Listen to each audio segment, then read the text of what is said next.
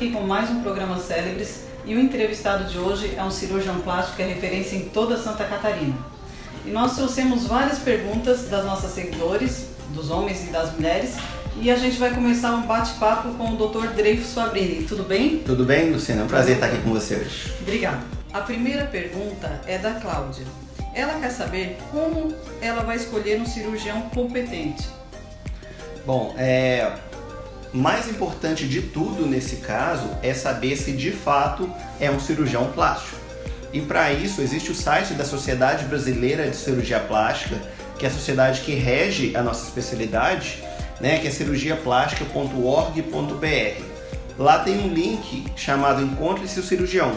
Você clica nele e digita o nome do profissional que você está pretendendo, ou que você ouviu falar.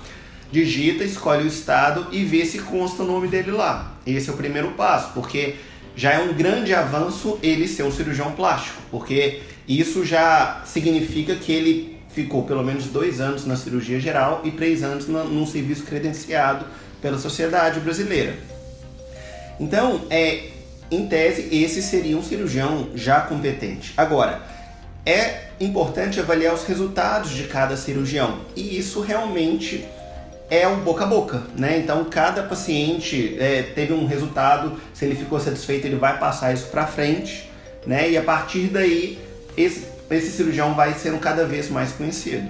A próxima pergunta, a pessoa quer saber qual é a diferença entre cicatriz hipertrófica e queloide. Sim, é muito comum a gente chegar com pacientes apresentando cicatrizes hipertróficas falando que deu queloide. Falar, eu fiz uma cirurgia e deu queloide. Na verdade, histopatologicamente, as cicatrizes são iguais. Ou seja, se você pegar um pedaço do queloide ou um pedaço da cicatriz hipertrófica e colocar no microscópio, a imagem que você vai ver é a mesma. A diferença é o comportamento dessas cicatrizes, dessas duas cicatrizes. Elas fazem parte do mesmo universo. Entretanto, a gente tem o seguinte, a cicatriz hipertrófica, ela cresce somente na cicatriz em si. Então, por exemplo, a paciente que fez uma cirurgia de abdômen, sofreu um corte, a cicatriz hipertrófica ela vai ficar elevada, vermelha ou não, pode coçar, mas só restrita na própria cicatriz. O queloide já é uma doença, então ela não tem um controle. O queloide ela acontece por um crescimento descontrolado, uma atividade descontrolada da cicatriz. Então, um mero corte pode virar uma lesão enorme. A gente pode observar então queloides que são primários, que às vezes se devem a doenças genéticas mesmo, alguma alteração genética que o paciente apresenta. E aí o grupo, por exemplo, pacientes negros têm uma predisposição muito maior a desenvolver queloide. E tem os queloides que nós chamamos queloides secundários, que são queloides que são provocados por alguma coisa. E o maior exemplo nesse caso, que eu acho importante citar, são as bijuterias de baixa qualidade, porque essas bijuterias elas podem provocar depósito de alguns materiais, por exemplo na pele, e provocar uma reação inflamatória prolongada. E essa reação prolongada pode se transformar num queloide. Então é comum nós recebermos aqui na cirurgia plástica pacientes que querem retirar grandes lesões no lobo da orelha ou mesmo na parte superior da orelha, justamente por bijuterias ou joias de baixa qualidade. E quando acontece isso, tem algum tipo de tratamento, alguma cirurgia que disfarce, que amenize essa situação? Sim, eu costumo falar que o queloide é uma lesão de difícil tratamento, porque existem protocolos, verdadeiros protocolos para tratamento disso. Fato é que nunca um tratamento exclusivo tende a dar um resultado satisfatório. Então, se uma paciente nos procura inicialmente com queloide que nunca foi tratado, a recomendação em princípio às vezes é fazer a correção, ou seja, tirar esse queloide e fazer tratamentos adjuvantes, que é a infiltração de corticoide, o uso de silicone em cima da cicatriz, às vezes até a microporagem pode ajudar. E em casos em que não há resposta, a beta-terapia é um tratamento que tem sido bem eficaz. Agora, a nossa clínica tem um tratamento novo que é a infiltração com bleomicina, direto na lesão. A bleomicina é um antiblástico, ele é utilizado até em tratamento de tumores, mas através de microagulhamento, numa dose muito pequena, tem dado resultados bastante promissores. Dentro da cirurgia plástica, então, é importante falar, quando a paciente chega e fala que deu queloide, na verdade o que ele tem não é queloide, é uma cicatriz hipertrófica. Porque para o paciente ter um queloide, realmente essa lesão tem que crescer descontroladamente. Na cirurgia plástica, isso geralmente acontece ou porque a cicatriz ficou tensa, ou porque é da própria biologia do paciente, ou uma infecção que pode ter predisposta à ocorrência de uma cicatriz hipertrófica por uma cicatrização prolongada, né?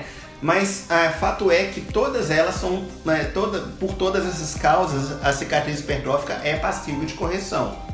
A outra cicatriz na cirurgia plástica que é importante a gente chamar a atenção é a cicatriz alargada, que também pode acontecer por cicatrizes mais tensas. De um modo geral, a gente observa que se acontecer alguma coisa, geralmente acontece no abdômen a cicatriz hipertrófica e o alargamento de cicatriz na mama, mas isso não é uma regra.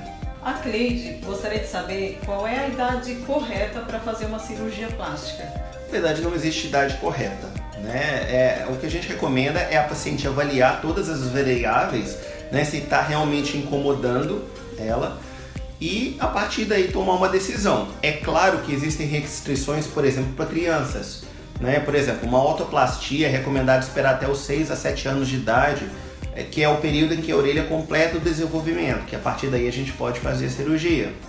Uma cirurgia de mama, por exemplo, apesar de não haver idade, o que a gente recomenda é que a idade mínima é até 2 anos após a primeira menstruação, que é quando o desenvolvimento na mulher se completa. É claro que em mulheres abaixo de 18 anos necessita haver a anuência dos pais para se fazer a cirurgia, mas em princípio não existe uma idade correta. Pacientes mais idosos também, em princípio, não têm restrições. É comum nós ouvirmos aqui que paciente de 70 anos não pode fazer uma cirurgia plástica. Isso não é verdade. Desde que o paciente apresente condições clínicas adequadas, esteja bem do ponto de vista cardiológico, né, a função da tireoide esteja boa, não há, em princípio, uma contraindicação. E a gente consegue fazer a cirurgia de modo bem seguro. Já aproveitando, o doutor falou sobre a orelha de abano, né, a cirurgia da orelha de abano. Tem um tempo, doutor, quanto tempo, na verdade, a pessoa precisa ficar com aquela faixa usando?